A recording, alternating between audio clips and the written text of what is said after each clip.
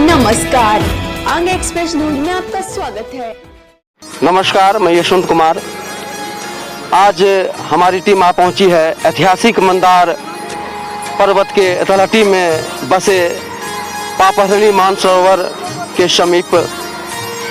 कल से आस्था का महापर्व छठ शुरू होने जा रहा है और आज से ही श्रद्धालुगण जो हैं वो पापहरणी में स्नान करने आए हुए हैं। सुबह से ये भीड़ लगी हुई है।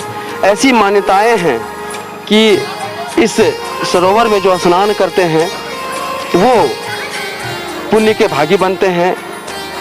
इस बौंसी मंदार के एरिया में यही एक पापहरणी मानसरोवर है जहाँ पे स्नान करने छठव्रती महिलाएं झारखंड की सीमा गोड्डा से भी आते हैं और बांका जिला, पंजवारा, बाराहाट के जितने छठव्रती महिलाएं हैं, पुरुष हैं, वो आकर स्नान ध्यान करते हैं।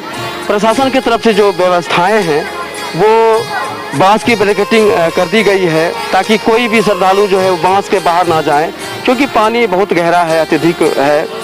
और छठव्रती महिलाओं से, पुरुषों से अनुरोध भी किया गया है, एक रिकॉर्डिंग भी चलाया गया है कि महिलाएं जो पुरुष जो हैं वो शैम्पू साबुन का प्रयोग ना करें और उसका ख्याल रखें। अभी हम मौजूद हैं पापहरणी सरोवर के बीच स्थित लक्ष्मी नारायण मंदिर में। आप देख पा रहे होंगे कि पापहरणी में स्नान करने के बाद जो छठव्रती महिलाएं हैं वो मंदिर में पूजा अर्चना करने आते हैं।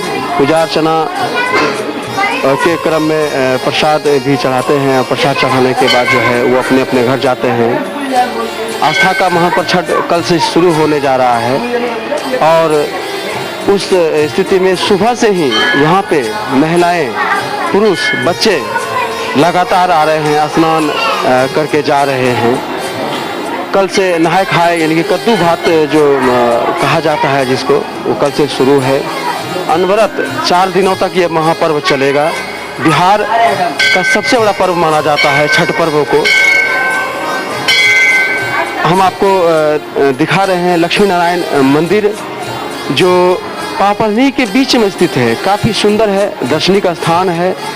लोग दूर दूर से यहाँ दर्शन करने आते हैं। पर्यटक का भी दर्जा दिया गया है इस ऐतिहासिक मंदार के पावन धरती को। आइए हम जानते हैं यहाँ के पंडित जी से, यहाँ के पुजारी जी से कि क्या क्या मान्यताएं हैं यहाँ की, क्या क्या मान्यताएं हैं पंडित जी यहाँ। पापहरणी सरोवर जो है ये राजा चौल से संबंधित कुछ गाथाएं हैं, कुछ कहानियां हैं। जो कि चौल को कुछ कुष्ठ रोग था, जो शिकार करने के वक्त यहाँ पे आए, यहाँ पे प्यास लगा उन्हें। कहीं जल का कोई स्थान नहीं था, ये कीचड़ से भरा हुआ ये तालाब था जिसका स्पर्श मात्र से उनको इतनी प्यास लगी थी कि वो रह नहीं पाए।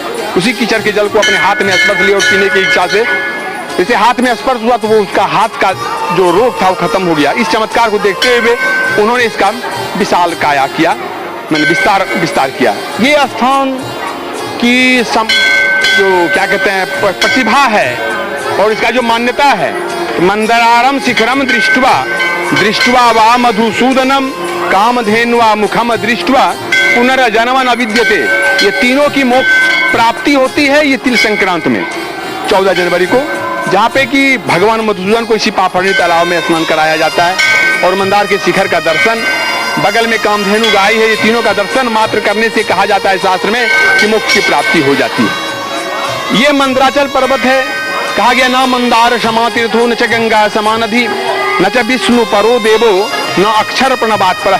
मंदार के जैसा कोई दूसरा तीर्थ नहीं, गंगा के जैसी कोई दूसरी नदी नहीं, ओम से बड़ा कोई अक्षर नहीं और विष्णु के जैसा कोई पालनहार नहीं। तो ये मंदराचल पर्वत एक पत्थर का पर्वत जो है कहीं विश्व में नहीं, इसीलिए समुद्र मंथन किया गया। ऐसा सौभाग्यशाली पर्वत किसी भक्त को भी ऐसा सौभाग्य नहीं मिला तो इस मंदराचल पर्वत को मिला, क्योंकि भगवान विष्णु अपने पहले गरुड़ पर सवार कर लाए, क्षीर सागर में दिया गया, फिर डूबने लगा या मंथन में कोई अस्तित्व नहीं था, फिर भगवान कूर्म अवतार लेके अपने पीठ पे सवार किए। ऐसा मंदराचल पर्वत का सौभाग्य है। मंदराचल पर्वत से अनेक गाथाएं हैं। स्कंद पुराण देखें, वामन पुराण देखें, ब्रह्म पुराण देखें, शिव पुराण देखें, देवी भागवत देखें, श्रीमद् भागवत देखें, सभी पुराणों में कुछ न कुछ कहानियां। वामन पुराण में कि माँ पार्वती जी इसी पर्वत पे चोटी पे मांगी थी कि मुझे भी मल चाहिए। देवी भागवत में है कि मंदारो कामचारिणी पार्वती का एक अंग यहाँ भी गिरा मंदार पर्वत पे कामचारिणी नाम से। चंडी पाठ विष्णु कर मूलभूतो अंतुंग मधुकैर, वो विष्णु के कान के मैल से विष्णु भगवान जब देवासुर संग्राम के बाद विश्राम कर रहे थे, उनके कान के दोनों मैल से दो राक्षस का प्रादुर्भाव हुआ। मधुकैटभ बहुत दिन तक मलयुद्ध हुआ, नहीं भगवान प्राप्त कर पाए, भगवती की आह्वान हुई। चंडी, दुर्गा सरस्वती चंडी, ऐसे बहुत गाथाएं इसकी मंदार पर्वत से जुड़ा हुआ है जहाँ पे हम लोग खड़े हुए। मेरा नाम पंडित भुवनेश्वर झा भवेश जी, प्रधान पुजारी, लक्ष्मी नारायण मंदिर, शाह नरसिंह भगवान मंदिर। अभी यहाँ के मंदिर के जो पुजारी जी हैं वो यहाँ की मान्यताएं को बता रहे थे, मैं उनसे भी बात कर रहा था और कुछ और महत्वपूर्ण जानकारियाँ उनसे मिली है कि जो लक्ष्मी नारायण जो मंदिर है, इनका जो दान पेटी है, जो हमेशा इसकी कोई सुरक्षा व्यवस्था नहीं है और जितनी महिलाएं हैं जो धूपबत्ती जलाती हैं उनसे आग लगने का डर होता है। एक बार आग लग भी गया था यहाँ।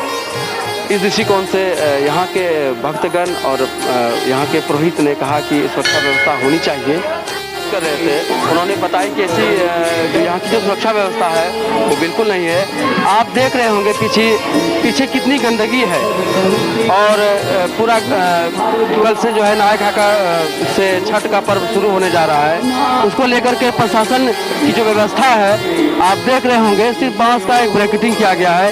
एक भी प्रशासन के लोग हैं वो बिल्कुल मौजूद नहीं है यहाँ। आप हमारे कैमरा के नज़र से देख सकते हैं, कहीं भी आपको दूर दूर तक प्रशासन नजर नहीं आएंगे और यहाँ की सुरक्षा की व्यवस्था भगवान भरोसे ही है। पूरा गंदगी पसरा हुआ है। छठ का महान पर्व कल से शुरू होने जा रहा है, उसको लेकर के कोई साफ सफाई का अब तक ख्याल नहीं रखा गया है, कोई प्रशासन की व्यवस्था नहीं की गई। यहाँ एक नोटिस के तौर पर एक बोर्ड लगाया गया है जो सबको ये सूचना दिया गया है कि आप सर्व साबुन शैम्पू का प्रयोग ना करेंगे, फिर भी जो लोग आते हैं स्नान करने उसका इस्तेमाल करते ही हैं। उसको रोकने के लिए प्रशासन की यहाँ आवश्यकता है, क्योंकि कल नहाई खाए का दिन है। कल इससे भी ज़्यादा भीड़ यहाँ उमड़ेगी। मैं कैमरामैन विकास कुमार के साथ अंग एक्सप्रेस टीवी।